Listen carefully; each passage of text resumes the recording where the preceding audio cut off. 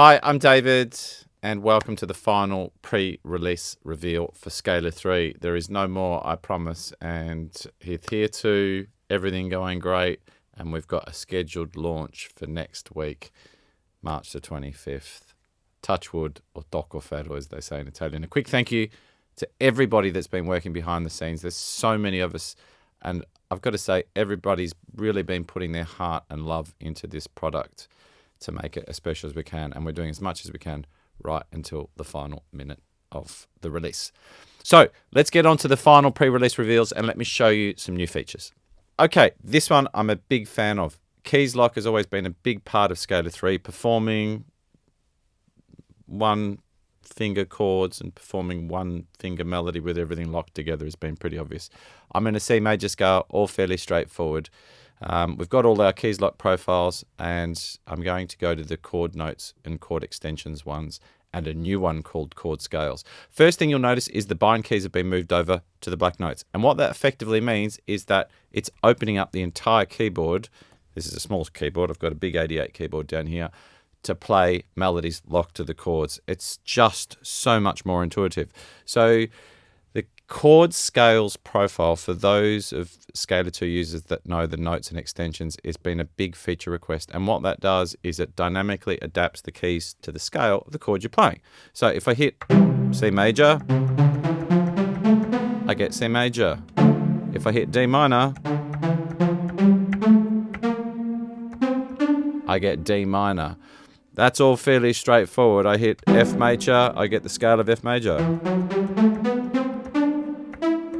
The harmonic possibilities are endless. What I truly love about this is when you combine it with something like the Explore chord set, everything responds dynamically to these chords that don't belong to any particular scale, so it just works wonderfully.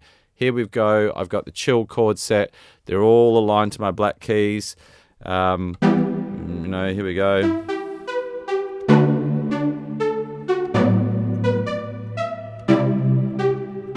Now, if I play some kind of a, slightly more odd chords,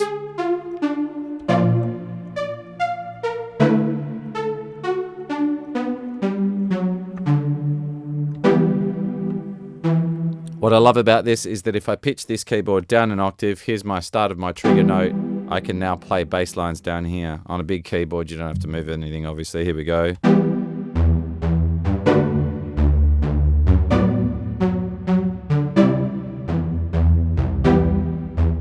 It's a really great way to write music fluidly without having to think about anything, and you can see the degrees of the scale right on the keyboard there. And whatever chord you're choosing, it instantly adapts to that scale. It's truly a fantastic new feature in Scalar 3. Okay, we've also made some really nice improvements to the arrange page. Here I've got a little track, it's just some chords in D flat Lydian. I've got a couple of chord follow tracks, I've got a performance track, and I've got a bass line.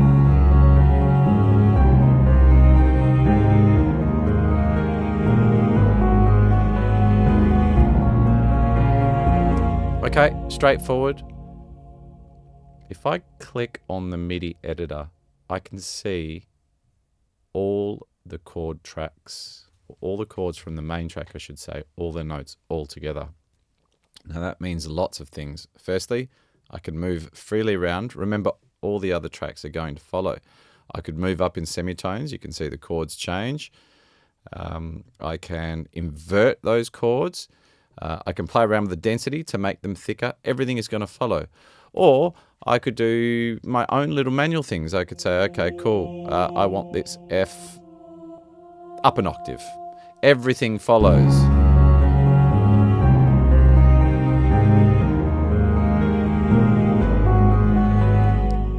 I could even say, okay, cool, I'm going to go to this one chord and I'm going to put my own voice grouping profile on. I'm going to go to dynamic plus one octave. I'm going to grab them all again. And you can see that it's spread it because of that voice grouping I put on that individual chord. No bother. I'm going to auto voice lead, and there they are, all the chords nicely put together. Cool. Another thing I want to talk about here, which I really love, is let's say I'm going to solo this performance track, okay? the first thing you'll notice is we've added an icon to show you the actual chords in the background. And that's really cool because now I can make all adjustments knowing where the chords sit, the octave range, the spread of the chords, and so forth. So here on my little piano track, I can start to do things like, okay, I could move it up an octave. Yeah, so the bass notes are kind of sitting around there. I could say, okay, instead of doing that, why don't I invert it twice? Put a second inversion on. Cool.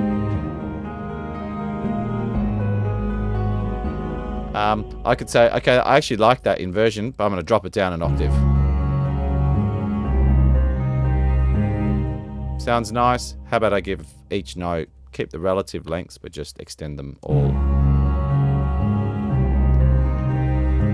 And finally, maybe it's a little bit busy. So after making all those changes, I'll just pull down the density, shall I?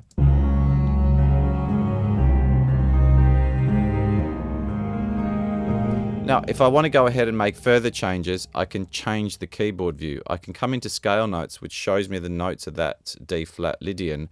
You'll notice that some of these notes are not in the scale. The blue notes are the ones that are in scale. That's because I'm strictly looking at the Lydian, but I'm using borrowed chords here. No problem. I'll just go into chord notes and it'll actually show me all the notes of all the chords that I've used. They were just a few of the things that are going to be in the release version next week. There's a lot of refinement to come. There's lots more to reveal. Thank you very much for watching all these pre-release reveals. We hope you love Scalar 3 as much as we do, and we're really excited to get your feedback and improve it as much and as quickly as we can. That's it from now for David. I'll see you next week for launch. Thank you.